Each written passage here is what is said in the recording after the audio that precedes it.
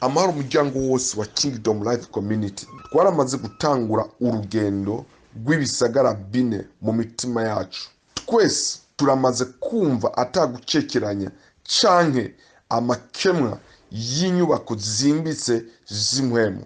Amakuru natangirwa yaramaze kugwa mu matwi yacu. Ubu tuvugana kwiyemeza no gushinduka vyiharije mu mitima yacu. Igihe kiratwegereje gusumba aho twumviye. Kingdom Life Community twinjiye mu kibanza c'uburinzi bw'umutekano. Abatama twese twifadikanije n'indongozi zose za Kingdom Life Community. Turabinginga kwakirana ubugwaneza ijambo ryose ritewe hagati muri twebwe, kuko rifise ububasha bwo gushindura tugasa n'umwami wacu Yesu Kristo. Reka renda bahe kaze mu ntambuko tugezeko ivuga ingendo yo gutororokanya. Mwibuke ko turi mu bisagara bine. Mwibuke ko twamaze gushira intambuko ya mbere mu gisagara ca mbere citwa gutororokanya. Ubu turiko tuduga mu matorezo yo gutororokanya. Ingendo n'ubushobozi buva mu ijuru bwinjira mu bantu bubategeka gukora ikintu nk'uko vyateguwe.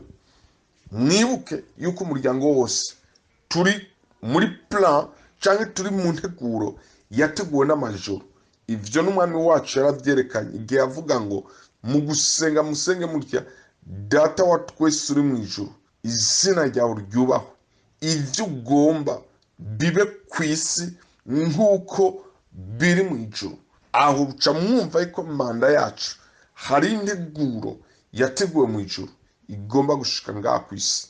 Rero ingendo ni ubushobozi bwinjira mu muryango wacu, ni ubushobozi butava mu muntu n'umwe, buva mu majuru bwinjira mu bantu. Ubwo bushobozi bubategeka gukora ikintu nk'uko vyateguwe. Mwibuke ko Mose yubatse ihema mu bugaragu nk'uko ryari ryarateguwe mu ijuru, niko Mose yashoboye kuryubaka ku isi. Rero ubushobozi bw'ingendo buturuka mu bwiza bw'Imana kandi bukagaragaza ubumana mu bantu. Ubushobozi bw'ingendo, ubushobozi bwo gukora ikintu nk'uko cyateguye, ivyo biza kwerekana ubukuba n'ububasha bw'Imana hagati mu bantu. Reka dusome Itanguriro 1:31 havuga ngo: nuko Imana yihweza ivyo yaremye vyose, kandi vyari vyiza cane. Ijambo rikomeye, vyari vyiza cane.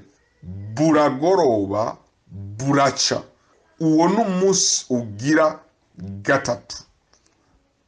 Abantu mwese mu kwibaza kungene tugira twumvirize amakuru amaze imyaka n'imyaka, ariko avuga ku munsi ugira gatatu w'iremwe. Avuga ngo nuko Imana yihweza ivyo yaremye vyose. Ni Imana yari yonyene irihweza, mu yandi majambo yari kirasuzuma ivyo yo yari hejeje kurema. Hejeje kubisuzuma, biroroshe yuko yacivuga ngo vyari vyiza cane. Buragoroba buraca, uwo n'umunsi ugira gatatu. Ingendo rero iduha gucapura mu buzima bwacu icyateguwe neza. Imana nayo yarasubiyemo iraraba ibona yabikoze neza. Rero abana b'abantu natwe turinjira ahantu tugomba gucapura neza, gutunganya ikintu neza nk'uko cyateguwe. Apana nk'uko tubona bigomba kugenda, ariko nk'uko vyateguwe.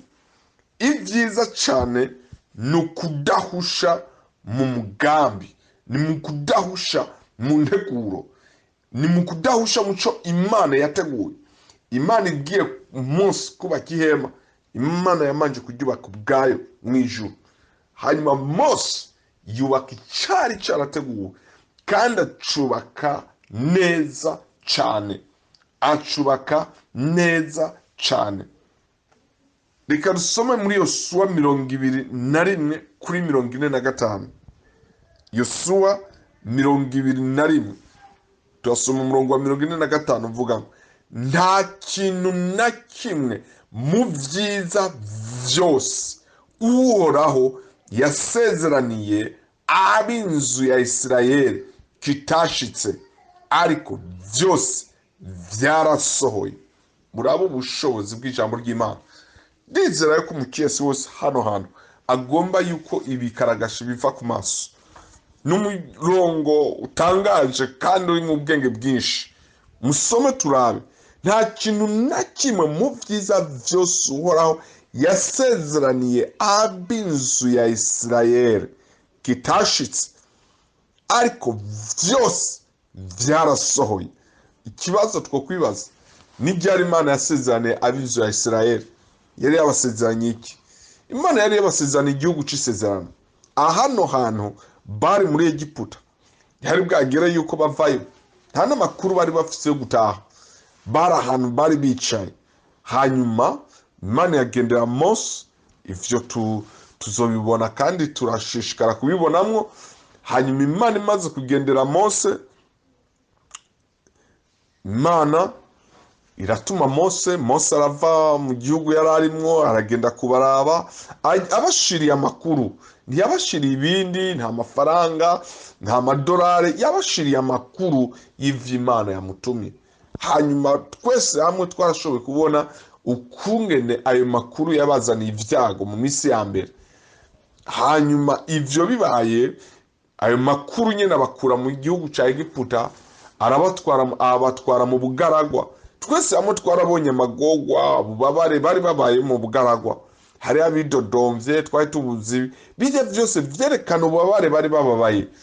Mu nyuma barava ngaho onye muri Egiputa, baragenda mu gihugu cy'isezerano. Mu gusohoka igihugu cy'isezerano twese twarabibonye, bagize intambara ikomeye cyane gose.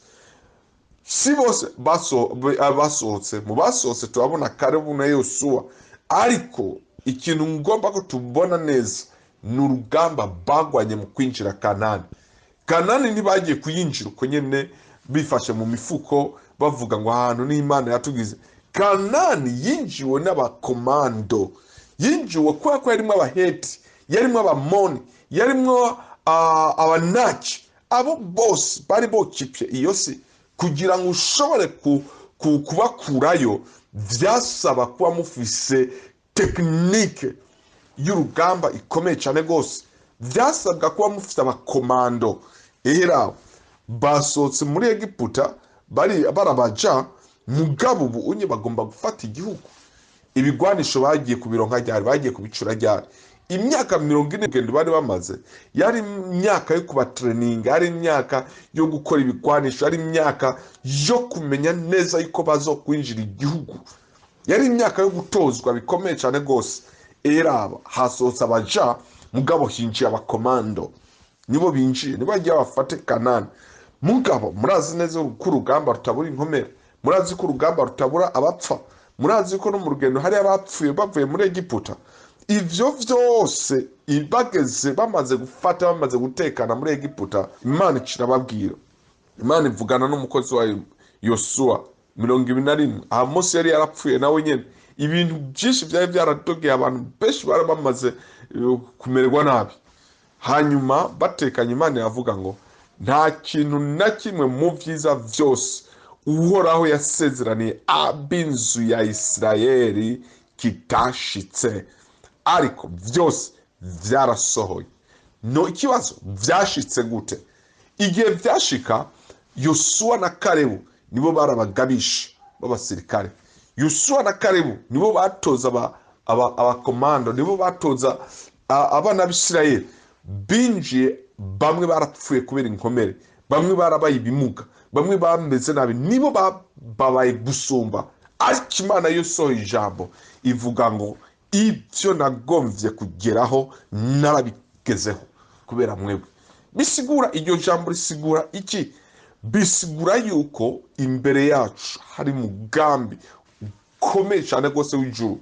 ariko ibikoresho Imana isokoresha kugira ngo umugambi ugereho ni twebwe abana b'abantu, ni twebwe tuzoruha, ni twebwe tuzopfa, ni twebwe tuzomerwa nabi. Ntibizoshika dushize amaboko mu mufuko, ntibizoshika urindiye kubona ifugutu vy'amahera, ntibizoshika urindiye ubuzima bwiza aho ukora ku mainterrupteur ukatsa amatara cyangwa ukamanuka, aho ukora kuri vora ukanyonga imodoka ugashika iyo ugiye.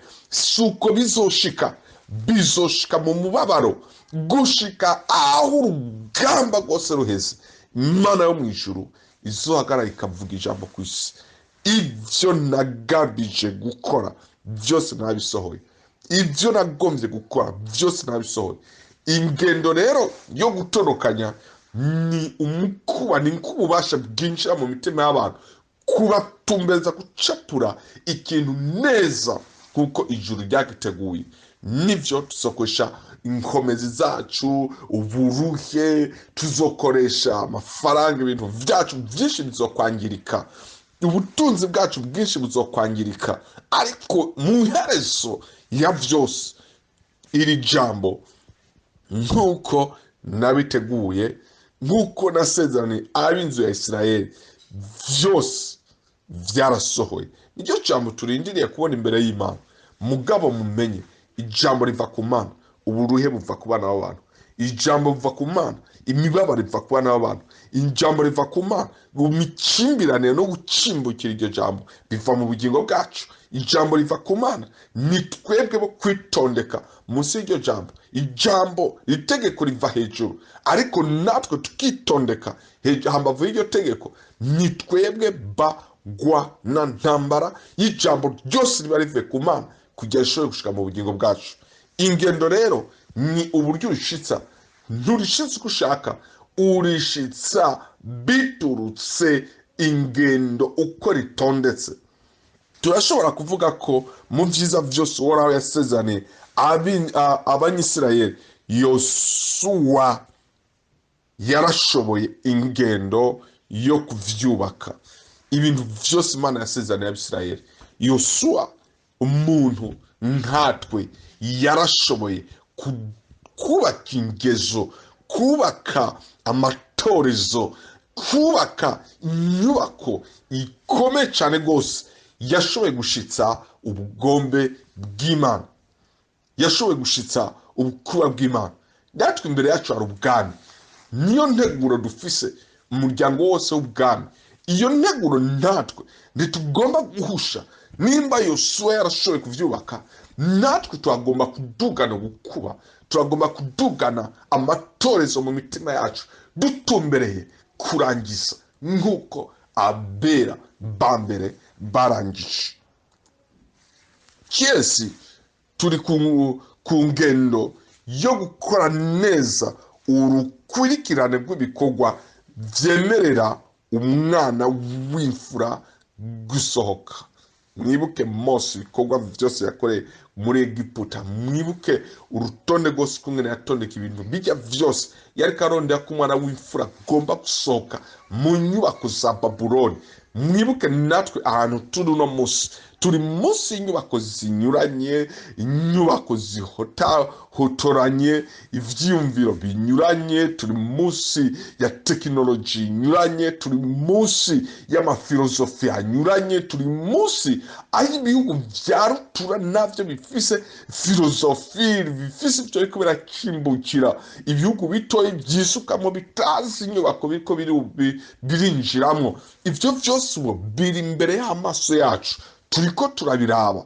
Ariko kandi urundi ruhande rutaboneka, runyegera, rurikashe, rugomba nako gusohora umwana w'imfura. Ni nkaho isi yamaze kwinjira ahantu higanwa ridasanzwe. Isi iragomba kuboneka yuko iri hejuru, ariko urundi ruhande umwana w'imfura nawe mu bushishozi, mu buryo butaboneka, bushijwe bukomeye bw'ibanga bwo mu mutima, nawe aragomba gusohoka inyubako za Babuloni. Rero urugendo rwacu cyangwa umuryango wacu uriteguye cyangwa uri kwinjira mu gukurikirane rw'ibikorwa, mu muvuduko w'ibikorwa byemerera umwana w'imfura sohoka. Ubu rero nta mucesi n'umwe yemerewe kwigira sindabibazo cyane ngo nta mwanya. Nivyo si twese dushobora kubona kumwe urugendo, nivyo si twese dufise kuba bumwe mu rugendo. Iki ndakivuga kandi ndagitumbeza no kubarongozi. Erega si twese tuzoshika mu gihugu cy'amasezerano. N'abarongozi natwe turafise umurongozi mukuru Mose, nawe vyamubayeho ntiyageze mu gihugu cy'isezerano. Ivyo ni ikintu kimwe kigomba kutwereka yuko natwe tugomba kugaba mu myanya igize intambuko cyangwa ingendo yo gutororokanya. Natwe turagomba kugaba aho hantu. Ntitugomba kwigira nk'abapatro, natwe ntitugomba kwigira nk'abantu bashitse. Ntabwo turashika. Turafise akarorero keza ntabesha kandi sindamusiga. Abarongozi natwe turarira cyane gusumba abandi. Niyo mpamvu igihe cyose ndabwira abarongozi twame turaba kuri Mose, kugira ngo erreur yabaye kuri Mose, kugira ngo kosa ryabaye kuri Mose, natwe tidushikeko giturumbuka, natwe tidushikeko giturumbuka. Rero ubu rero nta mucesi n'umwe yemerewe kwigira sindabibazwa. Nta muntu n'umwe dukeneye kubona agenda bigura intege. Nta muntu n'umwe dukeneye kubona karanjanzwa muri iki gihe. Nta muntu n'umwe dukeneye kubona karanjanzwa mu ntambuko ziriko ziraza imwe imwe mu gihe cyo gutorokana. Igihe cyo gutorokana kirerekana neza iherezo ryacu. Mose itoroko yiteguye mu kuva muri Egiputa, Abisirayeli ko biteguye mu kuva muri Egiputa, nivyo vyagiye kwerekana ko bazoshika nuko batazoshika. Yosuwa na Kalebu batarahaguruka uko biteguye, Kalebu ko yiteguye. Ivyo nivyo vyerekanye inkomezi z'ishikiro jiwe. Kubura umwanya wo kwitwararika ingendo bituruka mu bucuti dufitaniye n'isi n'inkomezi zo kudashaka gusohoka Sodomu mu gihe iriko irasha nka Mukaroti. Mwibuke Mukaroti yari afite amasysteme menshi, inshuti nyinshi, yari afite business, amaferi, ibintu byinshi byari bimatanye cyane gose na Sodomu. Byari bimatanye cyane gose na Sodomu.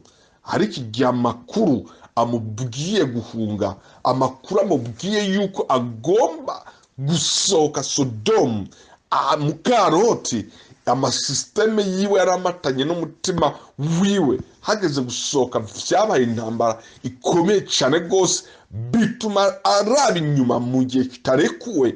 Ivyo vyamuzaniye akaga ko guhinduka inkingi y'umunyu. Ntitugomba kiyo erere itubako. Abacesi twese ni ubushobozi bwo kubaka ingendo.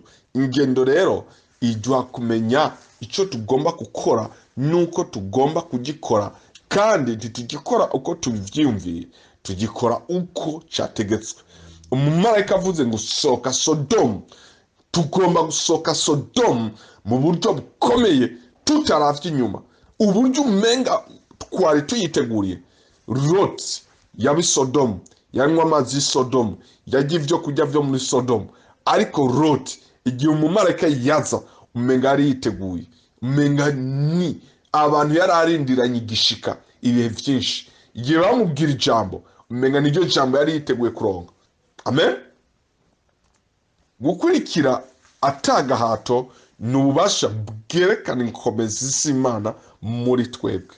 Mwumvize bene data muryango wose w'ubwami, ubushobozi bw'Imana bwerekanwa mu gihe itegeko ryayo rikurikijwe atagahato. Murazi ndabaha akarorero gatoyi cyane gose. Ku mitumba yacu hariho abarongoye imitumba. Igihe umukuru w'agatumba avuze ijambo, hanyuma iryo jambo rigakurikizwa, bijya vyerekana yuko inkomezi z'umukuru w'agatumba. Hariho abadopost, abarongoye amapozisiyo yaba y'abapolisi, yaba y'abasirikare. Nimurabe igihe umusirikare atanze komandoma, abasirikare byo bose bagashobora kwita abantu ubushobozi iryo jambo atanze kome nka komandoma, muri icyo gihe birerekana inkomezi z'igisirikare cyangwa intege nke z'igisirikare. Rero ubushobozi cyangwa bw'Imana ntibuzokwerekanwa mu gihe ingendo zacu zinyuranye n'izayo, ariko ubushobozi bw'Imana buzerekanwa igihe cyose ijambo rivuye kuri yo rimanutse mu bugingo bwacu, ata mpamvu n'imwe rigakurikizwa uko nyine, atagahato, atamategeko, atamasitati, atakintu na kimwe twitwaje, ariko umutima wacu ukaduguka kubita kuri iryo jambo, ubwenge bwacu bugakubita kuri iryo jambo, ubwo tugashoreramwo amaboko n'amaguru n'amatwi byose. Ivyo bizereka isi yuko hari ubushobozi bw'Imana buriko bukorera muri twebwe, hari komandoma iri kigira muri twebwe. Igihe dushoboye kwanka ijambo rivuye ku Mana tukarifata mineneko, tukarigenderamo mineneko, ivyo vyerekana intege nke z'Imana. Tuba turiko twerekana yuko Imana yacu atabushobozi ifise. Ivyo birakora mu madomene yose, birakora no mu ruhande rw'umwasi wacu abarozi. Murazi abarozi mu kwerekana ko uburozi bwabo bukomeye, ararakinda ijoro, ararakora ijoro. Igihe cyose witwaritse ikintu cerekana ubushobozi bw'inkomezi bw'icyo kintu uri kurakoreramo. Rero gukurikira atagahato ni ubushobozi bwerekana inkomezi z'Imana muri twebwe. Kuburizamo ingendo biramburura umugambi w'Imana kandi bikazana uburake bw'Imana. Kutitwararika ingendo, kudashira umutahe, kudashira imitima yacu nk'umutahe mu ngendo, ivyo bikura, ivyo biramburura, ivyo bishira hasi umugambi w'Imana, bikazamura uburake bw'Imana mw'isi. Reka dusome Mose kuvayo 4 turahera kuri 1 doshika muri 3:1. Haravuga ngo Mose arayishura aterega ntibazonyemera canke ngo banyumvire, kuko mbarira batuhoraho ntiyakwiyeretse. Iki ni kibazo kimwe na kimwe abarongozi tukunda kwibaza mu gihe Imana iguhaye ikintu, icyo kintu ugomba kugishira aburongoye. Nk'uko umuryango wacu Imana yazanye inyubako y'ibisagara 4, biragoye cyane rwose kwisobanura umuntu wari wese. Biragoye kungana ushobora kwinjira mu mutima w'umuntu, kuko murazi ko umutima w'umuntu ufise ivyiyumviro, ufise integuro, ufise plan, ufise inyubako, ufise ivyo uri kurarondera. Hari ivyo ushobora kwemera n'ivyo ushobora kwanka. Mose nawe yagize ico kibazo, hanyuma avugana n'Imana. Bimaze guhera ivyo, Mose ayishiraho integuro z'ukungene agenda kubibwira abantu. Hama arabwira Imana, abwira ati Mana, erega ntibazonyemera. Uyu ni Mose ariko abwira Imana, canke ngo banyumvire, kuko bazombarira batuhoraho ntiyakwiyeretse. Kandi nawe ivyo bivuga, kandi nanje ivyo no bivuga. Umuntu avuye iyo, twese turaza amakuru yatumye Mose ahunga. Hanyuma ayo makuru Mose aragarutse, none ubajazanye ijambo rivuga ngo Imana yanyeretse. Ikibazo tugira, yakwiyerekeye he? Byagenze gute? Wowe urinde kugira Imana uvuge ngo yakwiyeretse? Nibibazo no mvuga ngo biremereye ku mwana w'umuntu. Ibisagara 4 byazananye hehe? Kubera iki ibisagara 4? Kubera iki gutororokanya? Kubera iki? Ivyo ni bibazo bishobora kwinjira, natwe ivyo twaravyibagije abatama. Iyi nyubako imaze kumanuka mu muryango wacu. Imana ntikeneye kwiyereka abantu bose kugira ikore ubugombe bwayo. Ryo ni itegeko rya mbere ry'ingendo. Ingendo dushaka gukora neza uko ibintu vyateguwe, ntibikeneye yuko igihugu cyose kimenya amakuru y'Imana. Mose kubwira Imana ati erega ntibazonyemera. Kumbure Mose yagomba mu Imana igende kwiyereka abantu bose. abantu bose bamenye amakuru, ibagendere mu nzotsi, ibagendere mu mayerekwa, Imana ivugane nabo. Hari Imana yamubwiye ati suko jewe nkora, suko nkora. Imana nikora nka Bayali, suko nkora. Imana ntikeneye kwiyereka abantu bose kugira ikora ubugombe bwayo. Hariho abo yiyereka kandi hariho n'abakurikira abo yiyeretse. Iyi ni systeme imwe yo kuvumbura ibintu ku isi. Ni murabe ngaha anye mu Burundi no mu wese yarabe aho yicaye. Mbega birakeneye ko twese dukora amatelefone kugira ngo dukoreshe amatelefone?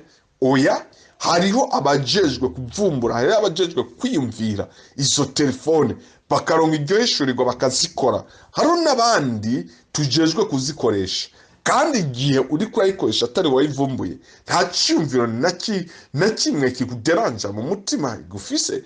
Igihe itagushimishije urarindira iyindi version ugakoresha. Natwe mu Mana nuko tibikeneye ko Imana yishurira abantu bose kugira ngo ukore ubugombe bwayo, ariko bikeneye gusa yuko Imana ikoresha umuntu hanyuma abandi tugakurikira abo yakoresheje. Iyi nteguro canke iyi nyubako y'ibisagara bine si ngombwa yuko Imana ivugana n'abantu umuryango wose wa KRC umumwe kuri umwe. Hariho bamwe tuzokurikira abo Imana irikira yereka. Amen. Rero ingendo ya mbere mu muryango wacu kugira ngo tuzokora ibintu neza ni ubushobozi bwo gukurikira. Ubushobozi bwo gukurikira nivyo vyabaye mu Bisirayeli. Tekinike yo gusohoka Egiputa kwari gukurikira icyo Imana yabwiye Mose, naho yakimubwiye tudahagararanye, naho yakimubwiye tutabona, naho tutazi isaha n'umwanya Imana yakimubwiriye ko. Nivyo Imana ikubwiye ivyo yagutumye ntushobora kubivugira rimwe byose, uvuga bike bike. Na Mose iyo bamaze kuvuga bike, umutima wacu umatana na Mose. Ubwo rero ko umutima wacu umaze kumatana na Mose, nta kabaza kagomba kuba ngo nanje nyereke, ariko ndumva matanye na Mose. Ubu unye Mose arazanye, natwe dukurikira uwo Imana yahaye. Rero n'ubushobozi bukomeye cyane bwose bwo gukurikira. Hariho abo Imana yereka kandi hariho n'abakurikira abo Imana yeretse. Ivyo bitubemwe mu muryango wacu mu buryo butomoye, uburyo bwoshe cyane gose. Ndiko ndakurikira nde? Uwo ndiko ndakurikira mbega arafise umutahe wavuye ku Mana vy'ukuri? Gukurikira ni gikumu ko Imana ifise abantu bayoboka ku isi. Gukurikira uw'Imana yeretse si uburyo bwo kumunezereza, si uburyo bwo kuvuga ngo ndagushigikiye. Hari abantu kenshi cyane gose bakunda kubishika zimwe bagakurikira, ikindi gihe bakareka gukurikira bakamva inyuma, bagaca bibaza ngo baramuhanye. Si ikibazo cyo guhana umuntu, kuko nawe ntiyarafite gahunda yuko abantu bamuhemukira, nawe ntiyarafite gahunda yuko yobona ibibi imbere yiwe. Nta muntu n'umwe ivyo vyiyumvira. Ariko igikomeye ni iki? Gukurikira ni gikumu ko Imana ifise abantu bayoboka ku isi. Abatama ntitugendana kubera turabahanga, no, ni uburyo bwo kwerekana yuko mwijuru nga ku isi Imana yafite abantu bayoboka. Nta bundi buryo bwo kuyoboka Imana, nta bundi buryo dushobora kwerekana inkomezi zo kuyoboka Imana atari gukurikira abo Imana yeretse. Rero ubu dogize gendo za mbere, gukurikira uwo Imana yeretse. Ubwa kabiri, ubushobozi bwo gukurikira ni gikumu, nukwemeza isi, nukwemeza n'amajuru ubwayo yuko ku isi tutajegajega. Imana ifise abantu bayiyoboka. Amen. Uhoraho aramubaza ati co ufise n'igiki? Ndiko ndasoma kuvayo. Uhoraho aramubaza ati co ufise n'igiki mu kuboko? Aramwishura ati n'inkoni. Arambarira ati yiterere hasi. Ayiterera hasi, ishinduka inzoka. Mose arayihunga. Uhoraho ngeze kuri kane, Uhoraho aramubarira ati ramvura ukuboko uyifate umurizo. Aramvura ukuboko arayifata, irongera ishinduka inkoni mu kuboko kwiwe. Kuri gatanu ati byo nukugira ngo baze bemere yuko jewe Uhoraho Imana y'abasekuruza nakwiyeretse, ari jewe Imana ya Aburahamu, Imana ya Isaka, Imana ya Yakobo. Ikimenyetso gikomeye, ikimenyetso sindamusiga kiri imbere yacu ni ijambo ry'Imana ryanditse muri Bibiliya. Niyo nkoni twese ubu dufise, abarongozi niyo nkoni tugira ko, niyo nkoni itwereka umugambi turiko. Kuri gatandatu Uhoraho atakwarambarira ati shira igikonjo cawe mu gikiriza. Agishira mu gikiriza, agisokoroye asanga kijejeta imibembe cera nka sheregi. Aramubarira ati gisubize mu gikiriza. Agisubizayo, maze agisokoroye asanga gisubiye kumera nk'ahandi hose mu mubiri wiwe. Ku munani ati kandi nibatakwemera ngo bemezwe n'ikimenyetso ca mbere, bazokwemezwa n'ica kabiri. Kandi nibaramuka batemejwe n'ibimenyetso vyombi, canke ngo bumvire amajambo yawe, uzudahe amazi mu ruzi uyasuke imusozi, maze ayo mazi ukuye mu ruzi ashitse imusozi azohinduka amaraso. Imana iha Mose Aroni ngo amufashe. Reka dusimbe ku murongo wa 10.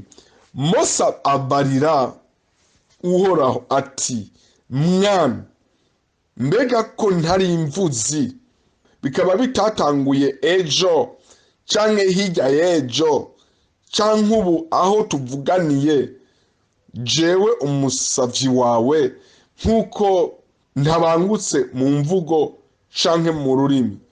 Ndizera yuko umukesi wese yariko arumviriza igihe twariko turasoma, kandi ndizera yuko umukesi wese mu mutwe wiwe yariko arajanwa ku ntambuko imwe.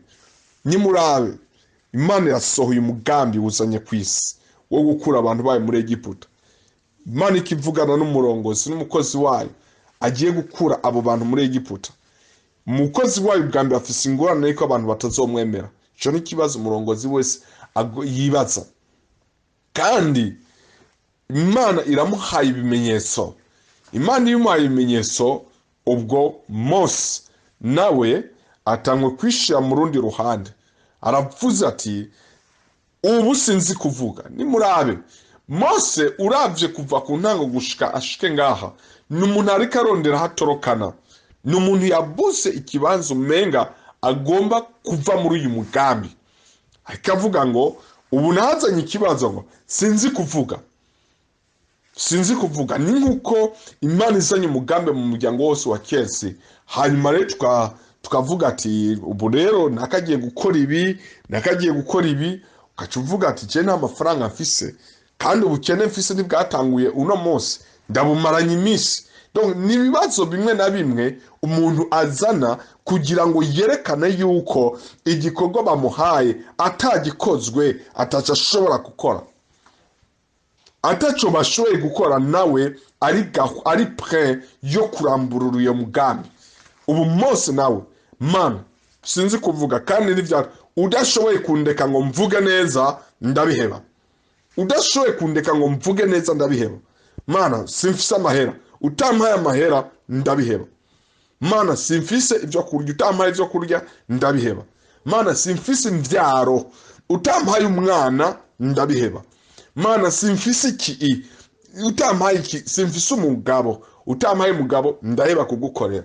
mana simfise umugore utampaye umugore ndaheba kugukorera. Do ikintu cyose umuntu arondera cyamubabaje kugira ngo ashobore kugidugana kibe insiguro yo kuva mu mugambi w'Imana. Nivyo Mose ariko aravuga ngaha. Mose abarira uhora ati mwami mbega ko ntari imvuzi. Kuvuga Mose yari afite ingorane yo kuvuga, kandi nawe iyo ngorane yari mubereye nabi. Yashaka ikintu kimukiza kugira ngo Mose nawe avuge nk'abandi. Bikaba bitantanguye ejo cyangwa hirya ejo. Ni kwerekana yuko iyo ngorane iri seriye imaze igihe. Si ikintu Mose cyatanguye cyo kuvuga, ni ikintu kiri seriye mu buzima bwiwe, bimaze imyaka kandi bigomba guhagarara. Cyangwa ubu aho tuvuganiye si ibintu byatanguye haciye umwanya mutoyi. Ugomba kumvira Mose ka asobanura agerageza kushira mu mutima w'Imana uburemerezi bw'iyo ngorane ukungene ingana. Jewe umusavyi wawe jewe umusavyi wawe kugira ngo yaduse yuko yerekane yuko icyo kintu kigomba kuba cokogwa, kuko ntabangutse mu mvugo canke mu rurimi gusa. Imana gutahura umugambi biratandukanye no kubanza kugira werekane ko udashoboye. Iki kintu turagomba vyabaye ku Bisirayeli tugomba kubitubako. Iki kintu turagomba ko cinjira mu muryango wacu nk'ingendo.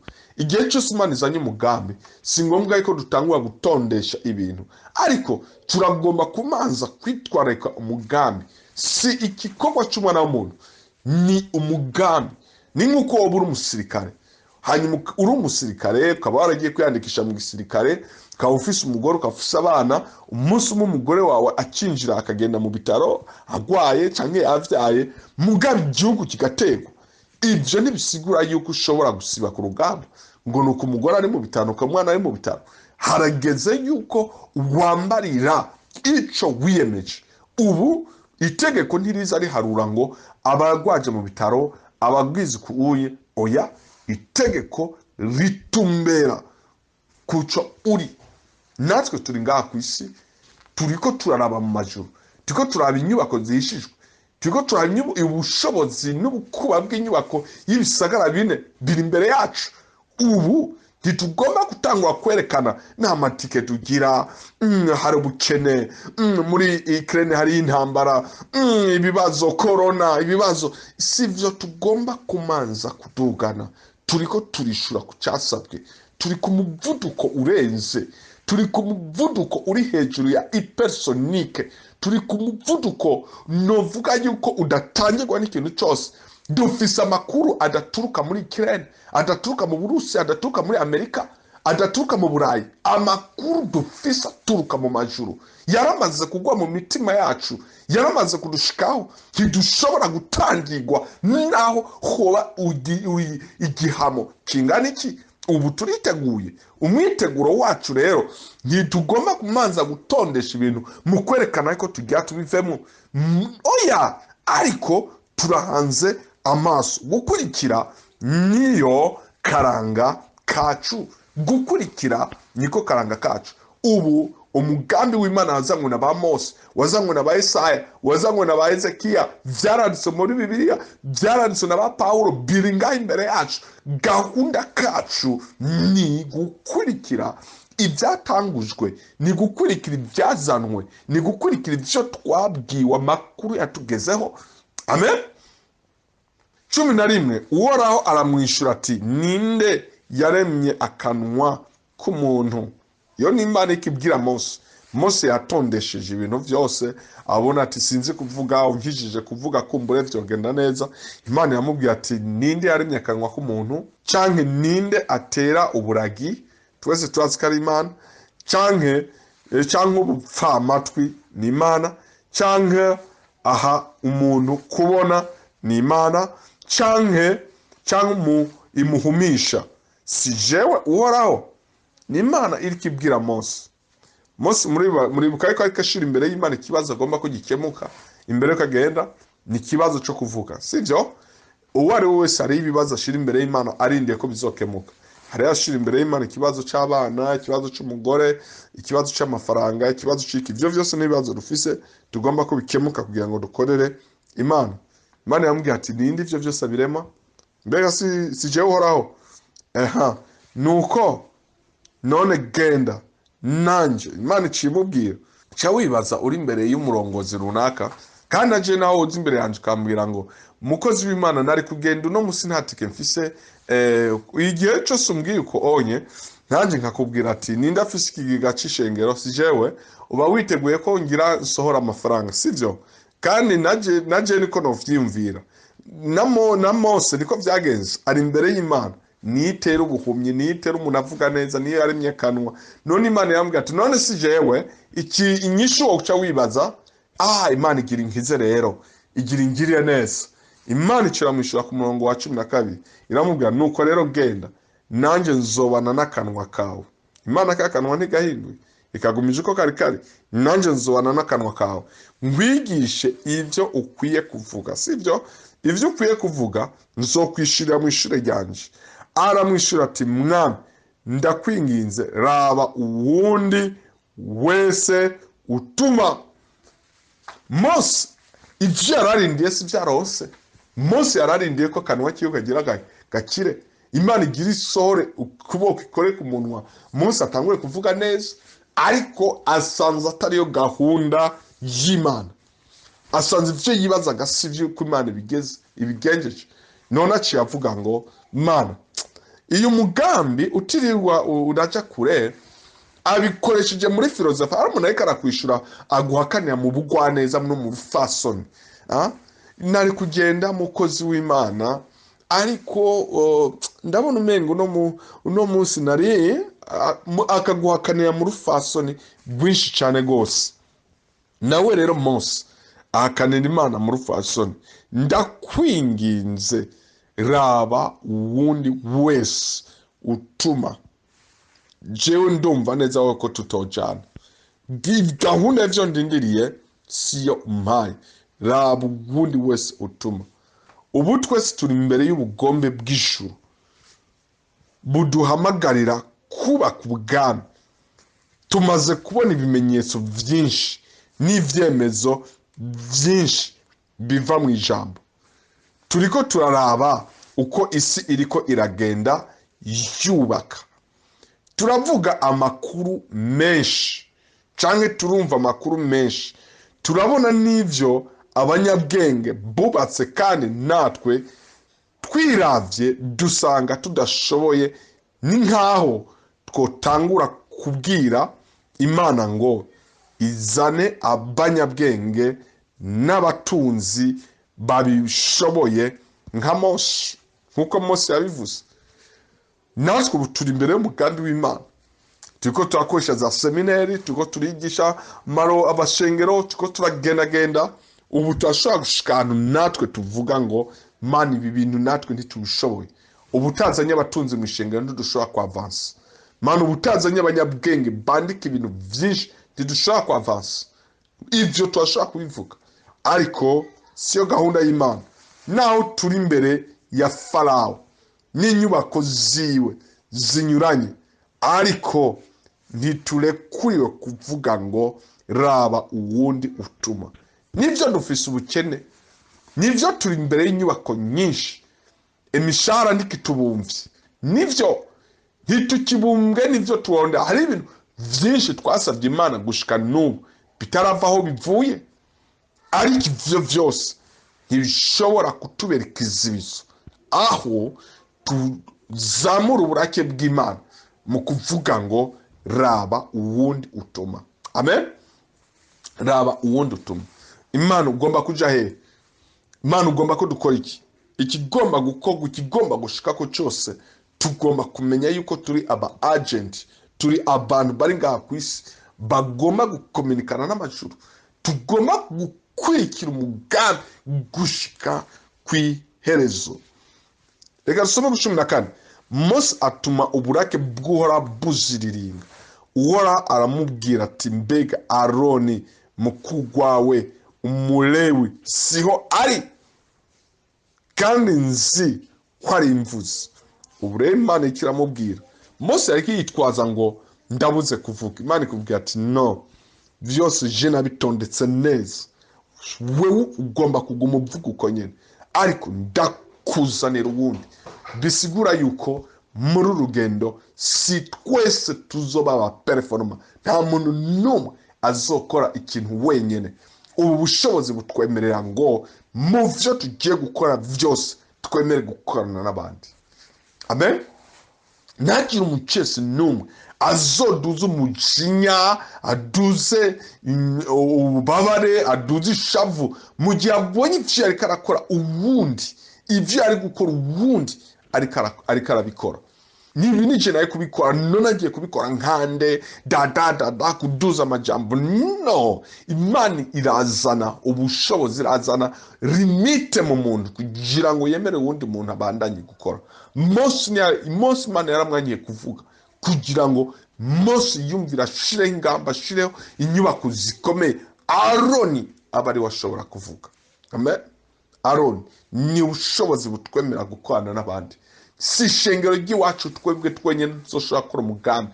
Dushobora, hariyo ayandi mashengero afise ingufu, afise uburyo, afise n'inkomezi, arindiriwe gusa kudomekwa akantu gatoya agashobora guhagurutsa ibintu natwe tugatanga ukungene byagenze. Kuko niyo ngendo yo gukorana n'abandi. Ntidushobora gukora ibintu twenyine, ntidushobora gukora ishengero wenyine, ntidushobora kuririmba wenyine, ntidushobora kuvuza, ntidushobora gukora ikintu na kimwe wenyine. No mu rugo Imana yaranse ko hari umuntu n'umwe yubaka urugo wenyine. Urugo ni babiri.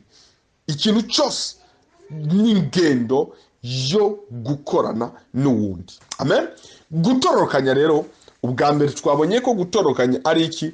Ni umutima utujamwo wo gukurikira uwundi. Amen. Icyo uwundi yatanguje ntakibamwo atangorana. Uyundi umutima ugize kabiri, iyindi ngendo yo gutorokanywa itwinjiyemo ni ubushobozi bwo kunezererwa mu gihe uwundi yagufashije icyo wari gukora. Imana yagucubahira. Nuko rero agiye kuza, iyo ni Aroni, kugusanganira, niyakubona azonezerwa mu mutima wiwe. Mose yagira apfe mu mugambi kubera ko atagiye kuvuga neza. Imana imubwira ati ngiye kuzana uzovuga neza. Wowe uzomubwira nawe azovuga. Umvise ukungene urutonde rutondetse. Ku 15 nawe uzohora umubarira. We igikorwa cyawe ni iki? Kumubwira. Ushire amajambo mu kanwa ciwe, nanje nzobana n'akanwa kawe nakiwe mbigishe ibyo mukora. Mu yandi majambo, iyi ni system nshasha Imana ikirazana ku isi kungena ibintu bigomba gukora. Si umuntu umwe, si umurongozi yitwa super pastor, super apostle usanga kwafa ibintu byose wenyine. Si uko Imana ibigomba. Umugambi w'Imana ntushobora kuzokorwa n'ishengero rimwe cyangwa umuntu umwe. Nta mu pastor, nta murongozi, nta mu apostle n'umwe azokwigira yicarana. N'intumwa zakoze ari intumwa 12 ziri mu itsinda rimwe kugira ngo dushobore kubaka ibyo zubatse. Ariko no munsi urasanga intumwa imwe ayiri ngaho ikiyavuga jedi intumwa rishaka gukorana n'izindi ntumwa, yigira ngo super apostle, akagenda ukamenga reka ivyo ariko arubaka bijyanye ntibikuye n'ingendo yo gutorokanya. Ingendo yo gutorokanya ni kwinjira mu itsinda, ni kwinjira no gukorana n'ahandi. Ushobora kumuvuga butuma ngo ugerere wenyine ngo uzokora ibitangaza. Ivyo ni guta umwanya, ni gukorera mu itsinda. Imana yari kabizana urugezo ariko ruzana mu gihe cya Mose cyo gukorana n'uwundi. Ntuzokora. Nzobana n'akanwa kawe, mbane n'akanwa kiyo, mbigisha ibyo muzokora. Mu yandi majambo, mbigisha ukungene bikogwa, ukungene system functiona, ukungene engrenage imwe iha iyindi, ukungene rurema imwe iha iyindi rurema zose zikazunguruka kugira ngo zitware umuvuduko runaka. Muri iyo system nzofata ndakwiga imbane n'akanwa kawe naciwe, ariko ndabigisha ukungene ivyo bifunctiona, ukungene ivyo bikora, ukungene ivyo bizana umusaruro. Amen. Naho hano rero hakomeye cyane rwose Imana natwe igomba kutudugana tuvuye aho kudakurikira, tuvuye aho kwikorana kugira ngo twinjire mu gukurikira no gukorana. Ivyo bizana umusaruro. Umuvuduko ukomeye w'itorokanya Imana ikizana iruhande yacu system itwigisha ukungene tukwiye gukorana. Ingendo yerekana ko umugambi uva muri Mose ugateragirwa muri Aroni, kandi Aroni nawe afise igikorwa gitumbereye cyo kuwagura no kuwusobanurira abantu. Aroni azi kuvuga, ariko ntarekuriwe imbere y'amajuru kuja gutora umugambi imbere y'Imana, ariko yadometswe n'amajuru kwagura umugambi. Rero kungena Imana yabitondetse ni uburyo butomoye cyane gose, uwo ari we wese yovyishimira. Ndazi ko bakesi bamwe mu mitima yacu bariko baravuga ngo nanje ndashaka kubuko nyene, kandi nanje ndumva ko vyogenda uko nyene. Era Mose azoronka ijambo arishire muri Aroni.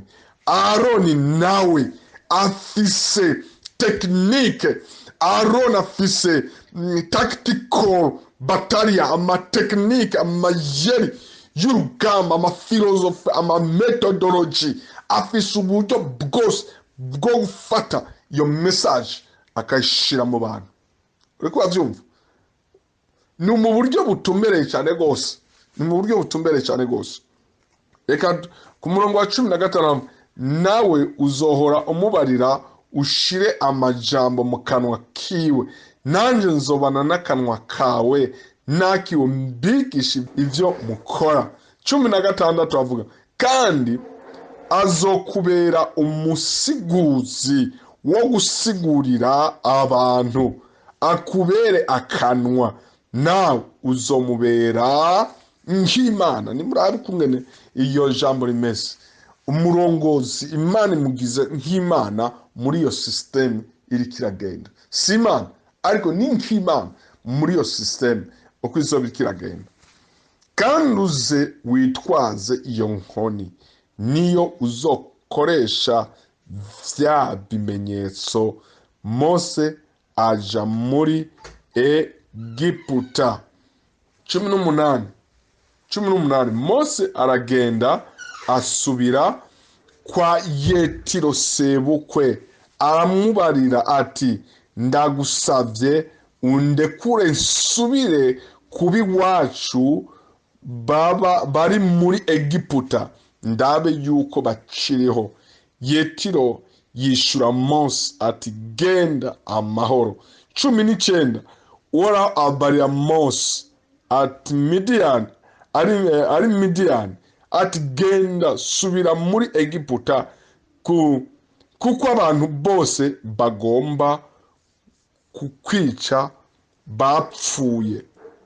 20 Mose akora umugore n'abana, abashira ku ndogoba, asubira mu gihugu ca Egiputa yitwaje na ya nkoni y'Imana. Ora abarira Mose ati, niwasubira muri Egiputa, ntuzubure gukorera imbere ya Farawo ibitangaza vyose nguhaye gukora.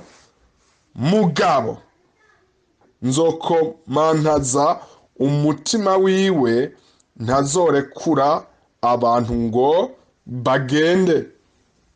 22 kandi uzubarire Farawo atuko nikoraho agize ngo Isirayeli n'umwana wiwe w'imfura, kandi yarakubariye ngo rekura umwana wiwe agende aje kumusaba, ariko wanse kumurekura uti, nuko rero nawe azokwica umwana wawe w'imfura.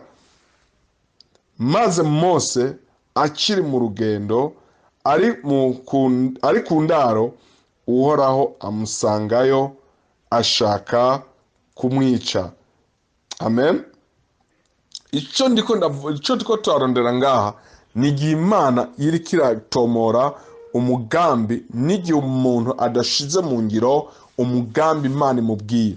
Mose yamaze kumva amakuru meza, Mose aratumbereye kugenda, ariko Mose aracacuracura, aracarondera ibintu nabiriye ari umuntu kugira ngo akorere Imana ariko amanza kurondera akazi kugira ngo arabe amahera atunge nzokorera Imana ariko mu mugambi narawumvise none ndindiye kugira Imana imanze kuri bikuriye nabiriya anye manze ndo nk'umwana ndo nk'umugore ndo nk'abana ndo nk'amahera ndo nk'akazi keza ubu unyereka manze nisondesheza akazi keza nikaza nzoca ngena afise uburyo bukwiye.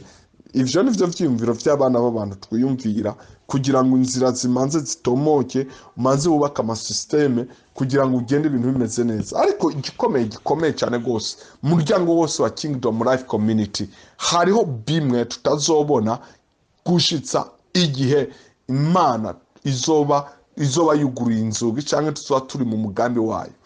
Hariho bimwe tutazobona, hari ivyo ducapura mu mitima dushaka kubona ariko tutazofa twarabonye gushitsa umugambi